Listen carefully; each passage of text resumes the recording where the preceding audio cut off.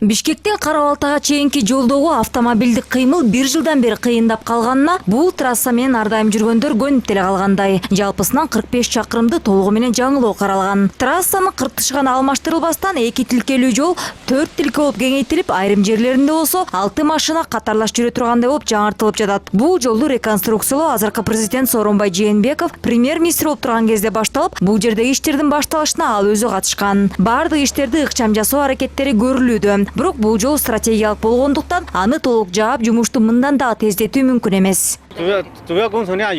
Биз ишти мүмкүн болушунча сапаттуу гана эмес, максималдуу тез жасоого аракеттенип жатабыз. Бул жерде жол кыймылы абдан көп болгондуктан кээде кыйынчылыктар болууда. Биз айдоочулардан бул кырдаалды түшүнүү менен кабыл алууну суранабыз. Мындан башкача кылып иштөө мүмкүн эмес. Жумуштар бүтөөрү менен биз жолдун улам жаңы тилкесин ачып жатабыз. План боюнча бардык иштерди биз 2020-жылы бүтүрүшүбүз керек.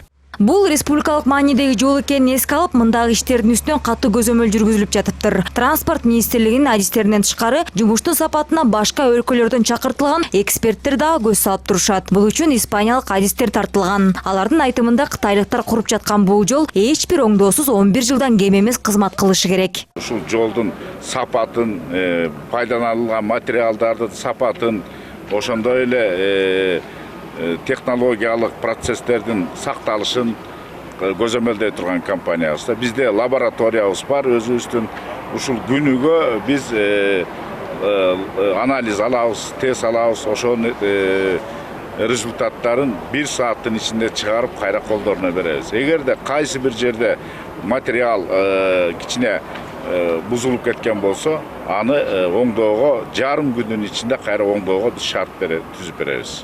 Биздин компания ушул жолдун сапаттуу болушуна жана көпкө элге кызмат кылышына кепилдик беребиз.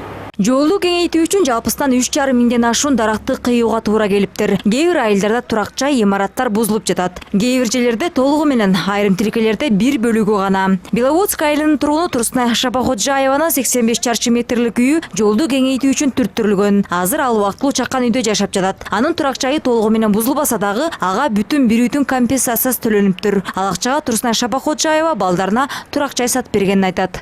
85 квадрат алышты, 765 белек, 85'ti алышты, азыр калды 680 квадрат. Эми огород менен бирге да барысы. Көбүнчө огород калды да ишкылы. Эми айла болбосо көчөм үчүн дегенде мына времянка кандай турат экен, Кудай өзү билет эми.